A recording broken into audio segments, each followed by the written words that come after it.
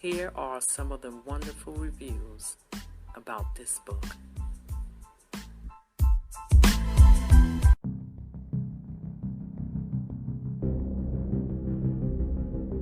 Don't let the cover fool you. Even though you see religion on the front, people tend to run. But don't run from this book, because this book is not just going to touch a person that has a certain religious belief. You don't have to have a religious belief, but it's going to touch something personal in your life or someone you know. But this book has a character for everyone.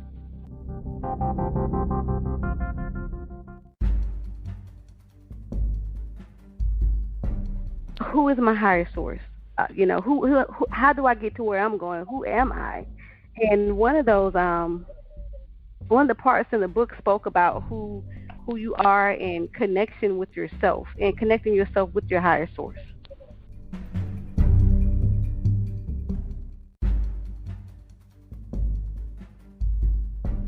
You're not going to read this book once or twice and put it down. It's going to show you. It's going to show you how, when, and where. It's going to give you direction.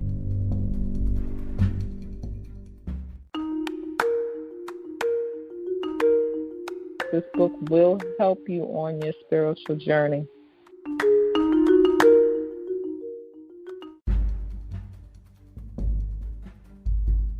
A lot of things that I never realized, a lot of things that I never knew or even heard about. So it's very informative.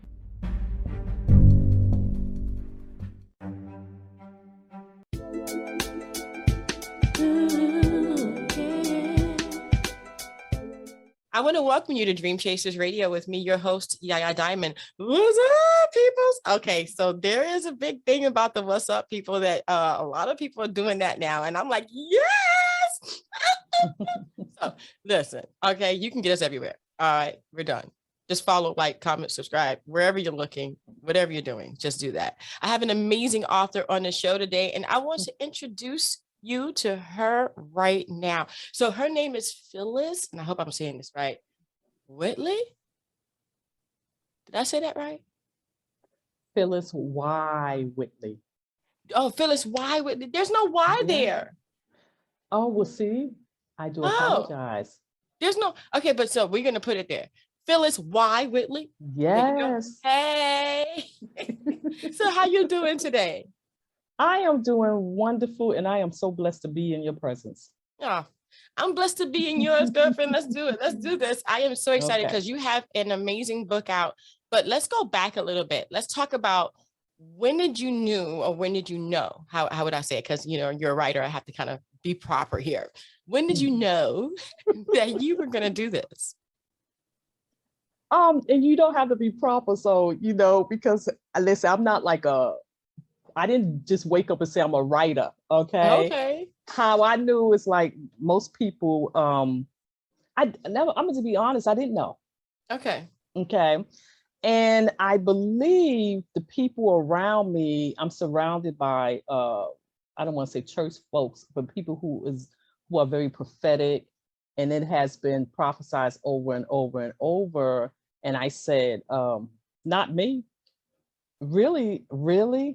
I would never, I don't even know how to do a book. And then when I think KDP saved a lot of people, because I always thought when you do a book, you had to pay thousands and thousands of dollars. And when I realized that you can actually just pay somebody a minimum, and I was like, hey, that'll work. But one of the things is, I knew something had to be said about what was going on in the churches. Oh. And that's what I really said, enough is enough, because I experienced it. But let's say I decided to put it on paper, and then I met this person.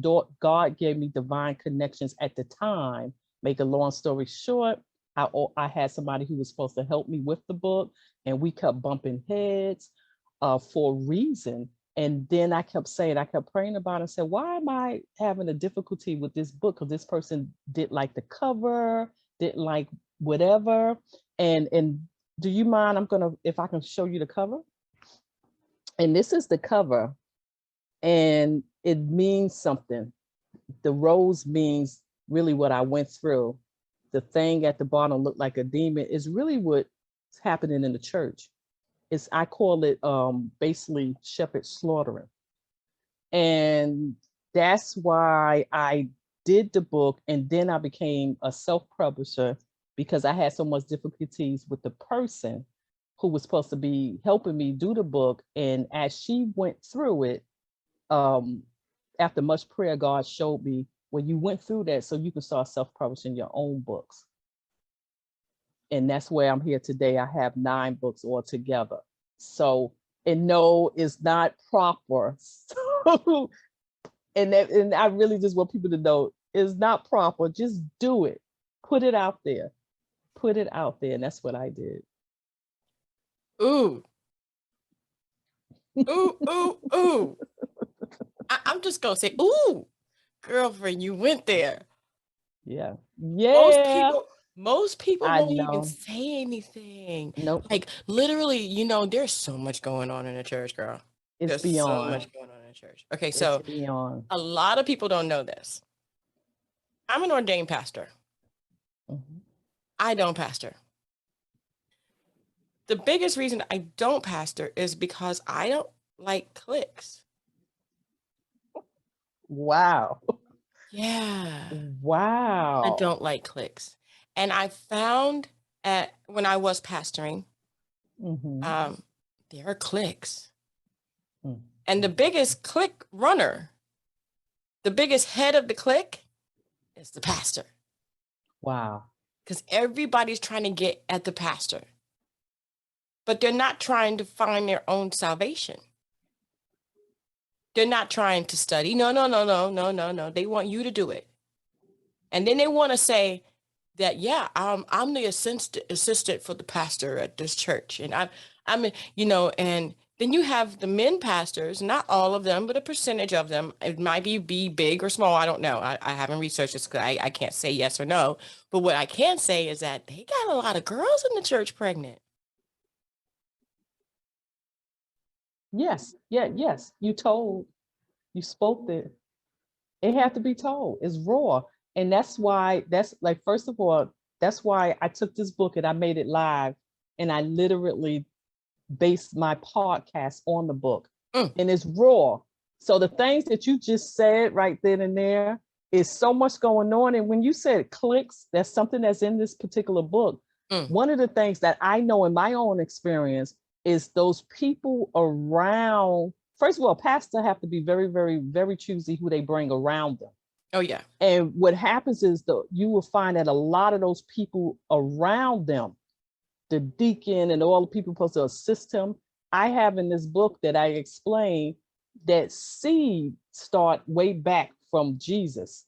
When the Pharisees and the Sadducees went after him, that same seed is really in the church today.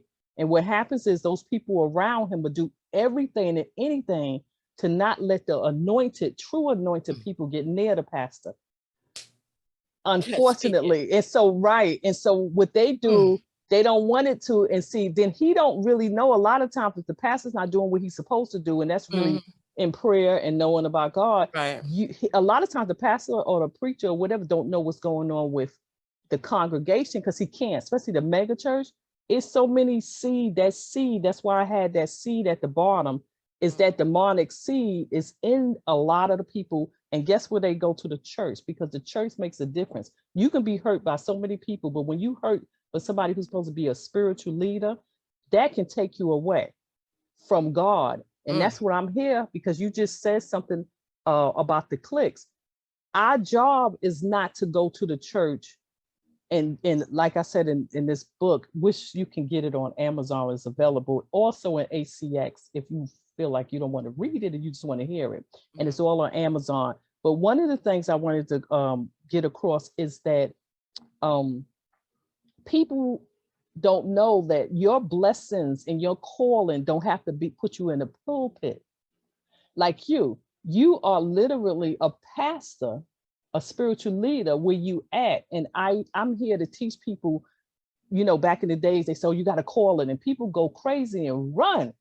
And I'm not gonna get in the pulpit, especially what they seen, especially with preacher kids, PKs, and what they seen in that household. So I'm here to show you that you can literally take your calling into the marketplace. If you notice, that's where Jesus mainly hanged out. It's the church people that he had problems with.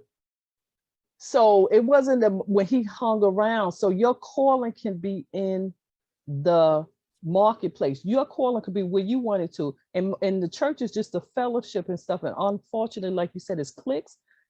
Most of them people don't even know what the word is or the Bible is. Because you know why? They don't have a personal relationship with God. And that's what I teach people. You must know God, and you can know God. You don't have to go to church 7 days a week. You have to have a relationship with God. Yes, yes, definitely. I agree with you totally. And that was one of the reasons why I didn't do it, because I felt like people were after the pastor more than they were after salvation. They were after Yeshua. I call him Yeshua, Jesus. They are after that persona, that physical persona. I am not your salvation. I am not. When did I become your salvation? When did I ever give up blood for you? When did I die for you? I didn't. That's true. I didn't do any of that. Yeah. So literally what the congregation that is supposed to study and then bring it back, the pastor's supposed to study it with them and then bring the truth. That's how I feel. And if that's not happening, then that's not it, to me, that's just not a place I want to be. You need to run. Yeah. And I teach people, you need to run. When someone is giving you just a Bible study, and I have been to these churches, you better run, because what do you know about a Bible study, which is not really the truth? You know what I'm saying? Of what most churches leaders tell you. And then we have the priests. I cover all of that in this book. What have they been doing with little boys for how many centuries? And they just take them and they send them to another place without, they don't get charged or nothing. It's really based on the seed. I call it the religious shackles seed that is going out there to embody itself. And really leaders. In my book, I talk about leaders all over the place. It could be politicians, it could be gang leaders. That religious shackle seed is implanted in each person. And what happens is they go forth, and their job is to what? Let you know you don't have a spirit. And I think the church is all about that. You must know you have a spirit, and you must feed your spirit. And nobody's doing that. And like you said, everybody's getting everybody pregnant because they are in the flesh. It's not about God no more. It has nothing to do with God. It has nothing to do with relationship. If you don't have a relationship with God, it really doesn't matter. It don't matter. You can go to church 7 days a week, and your pastor is not your God. That's right. That's right. That's right. And that's one of the main reasons why I didn't do it. I didn't feel like I didn't feel like people would follow me, because I would kind of like be that kind of person who would be like, look, excuse you. I would tell them, I'd be like, y'all need to, no, that is not happening up in here. It wouldn't be tradition, and it wouldn't be what they're used to. I think that pastors can change. I think that they can, but the congregation is the reason why they're still on the same route that they're on right now, because they feel like if they did change, they would lose their congregation. Well, if you lose your congregation for telling the truth, and they go to someone else because they want to be, appeased, and they want to get their sides tickled or whatever, and then they want to go back to their whatever they're doing and then come back next Sunday and repent, then you don't need that congregation. Wow. And that's pretty much why I don't do it. That's why I don't do it. Well, you know what, Yaya, I would like to say you are doing it, but you're doing it from your own marketplace. So technically, like I said, you don't have to have that title. Look where you at. You know what I'm saying? And you just chose not to be standing in front of a congregation, but you do have a congregation. Right. I'm one of them. The people that come onto your show, literally you have that, like, and I'm glad you said that, because that is a main point. A lot of people think they have to stand in front of the pulpit. You don't have to stand in front of. God said that you should do more work than he. When Jesus died, you should do more work. How do you do more work than he did in 3 years? You do more work because it's more of us. And then you leave it to your home first, then your community next. Like, you reaching people all over the place. Your neighbors is everybody. And you see how you literally drop the seed in everybody. That's what he said. You should do greater works than him. So you should be here longer than 3 years, we hope. Then you pass it on to the next generation. So technically, you are a spiritual leader. You might not have that title. And I'm actually an ordained minister. See? I don't put it out. I don't put it out there because I did it, to be honest with you. When I did it, it was like a quickie, and I went and did it really so I can go ahead and offer spiritual counseling. I gotcha. Without them, right. And even though I have a counseling degree, and I use that because I have a small congregation. Let me tell you something. It's so small you can count it on one hand. That's okay. And I keep it that way. And I keep it that way. Not that I don't welcome people in. It's because I think when you have a small, and I'm not, bashing people who have mega church. I feel the more bigger your church, the more you got that rotten seed. So you have to be careful. And they call me like a drill sergeant, because I literally am very careful of who is in my circle that's representing my particular brand, because I have some great prayer warriors, and I try to teach them. But I don't want to get in the pulpit. I don't mind getting up and telling the story of motivational speaker, but I feel that we all can go ahead and carry the same seed as Jesus did, which is the gospel, good news, and give it to people like you're doing. Right. You don't have to stand in the pulpit. And something else you said real quick, it's like you said, the pastor might change his message or whatever because of the clique. But it is some good pastors out there. Yes. It is a lot of good pastors out there. And they are doing it. You don't have to be the traditional pastor. And I don't think nobody's looking for that, especially since the pandemic. People are looking for raw people that's going to tell it like it is. And that's what everybody's looking for today. That's right. Get your stuff together. Yes. Get your stuff together. Just get it together. It's just wow. And your book really initiates a lot of conversation. I love that. Even just not even reading it, just the title alone, it initiates the conversation of, am I on the right track? Yes. And it's in the book, and forgive me when I pull it up, because it's literally on the top, it says, Mastering and Manifesting Your Promised Land Within, Volume 1. I'm going to continue to go forth and put stuff to it, because it is a conversation speed. I'm going to explore more. The reason why I got that on top is because it literally is showing you, see, it says The Secret Guide to Breaking Religious Shackles and Becoming a Spiritual Servant. You literally, it's not about I'm religious. It's about I'm spiritual. I have a relationship with God.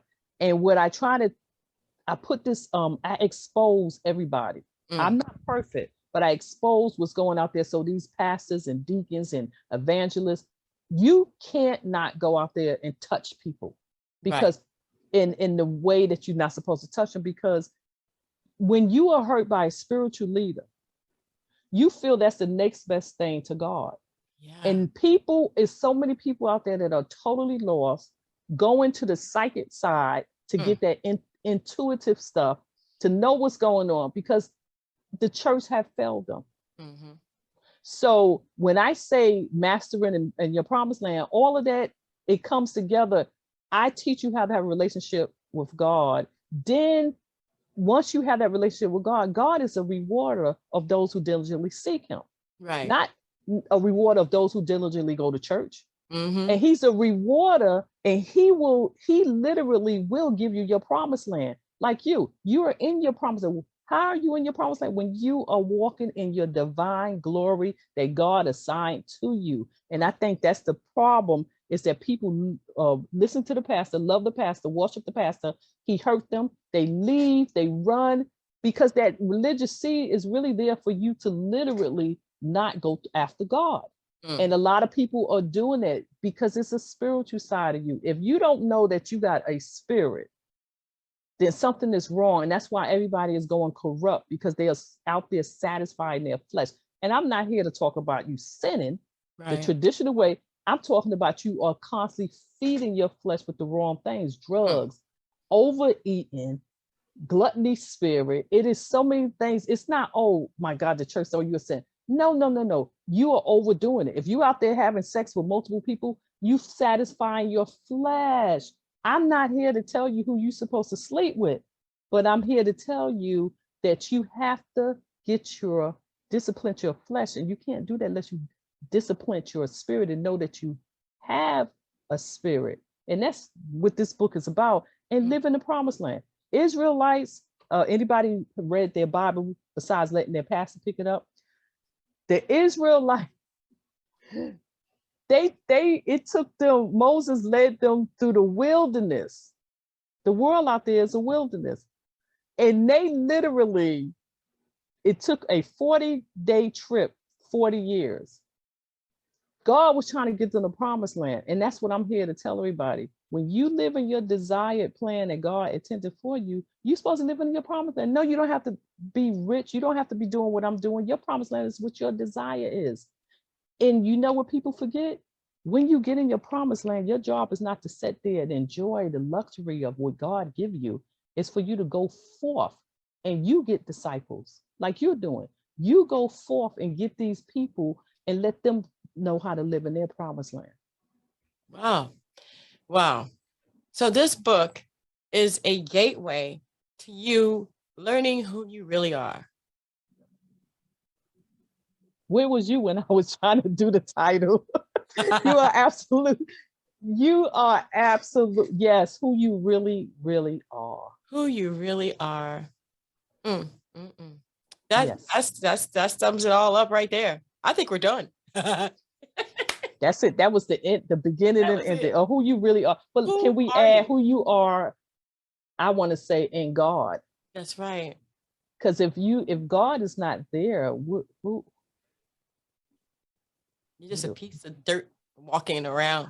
Exactly. A little bit of breath.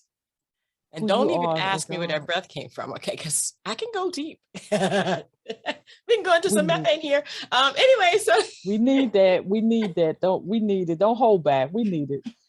You got a little bit of methane going on, and you're a little piece of walking farts. I mean, it's just what it is. Would you rather be call it what it is, a child of the Most High God, or would you rather be walking farts? I mean, it's up to you. But you have to say that a lot of people in the church are like that piece of just dirt with methane gas, and they don't understand who they are. And this book is really, truly going to show them that they are a fine piece of work created with a purpose from the Most High, God himself. Exactly, the Most High. Can't get any higher than that. Nope. So and there are none under him. There are none under him. We don't say the Most High because there's other little highs. There is just one creator. And he's the Most High above all of his creation. Yes. Wow. It's amazing. It's amazing. So where can people find your book one more time? They can go on Amazon.com. They can also go on my website, PhyllisWhittley.com. Awesome. And yes, they can go on my website, and that's PhyllisWhittley,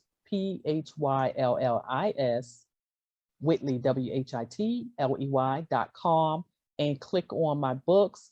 Or you can just say, hey, let me go ahead and go to Amazon, and you can get it there. The autographed book for Spiritology is on my website. Oh, you want an autograph? Got to go on her website now. Hey. That's it. I'm giving them a piece of me. Don't. Yeah. Hey, if you want a piece Miss Phyllis, you're going to have to go ahead and go to the website. And I will have all of that information in the description box below so that you guys can go ahead and go there easily. And if you can't remember anything, just remember that, you know, you are who you are. You can't really change who you are unless you know who you are. And this book is going to help you. So let's go ahead and go to the website and get some more information about it. Again, it's going to be in the description box below. Thank you so much, Miss Whitley, for being on the show, girlfriend. I appreciate it. I appreciate you for giving me this platform. Thank you so much. And hopefully you will open the door for me again one day. I will. You have a key. Oh, you make me feel so good. You Hey. see, you giving it. Look at that. You giving the keys away. Look at your platform. I give the key away. Y'all got the keys. You are blessed. Anytime. And I appreciate you for your kind words and just making me feel like I'm talking to my sister. There you go, because you are. Because you are. You. And I want to thank you guys so much for tuning in. And don't forget that you got your sister Yaya right here. Dream Chasers Radio. Tune in every day. We have the YouTube and Amazon Fire, Roku. We're on the DuPont Network. We're also on LWR TV in Europe and the UK, as well as South Africa, and all kinds of other different places that you can get us. So don't forget to do that. And until next time, guys, don't forget to dare to be different. Don't be the same. We don't need no more people walking around like robots. We need you to be who you really are. And again, Miss Whitley, she's done it for you. Don't forget to go check that out in the description box below. Love you guys. See you soon.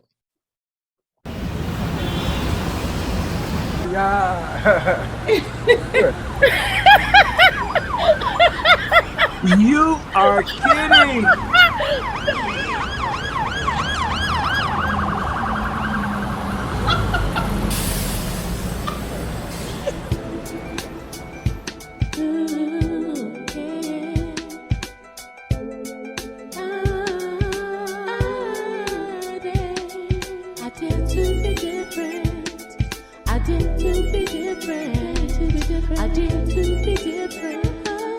I dare to be different.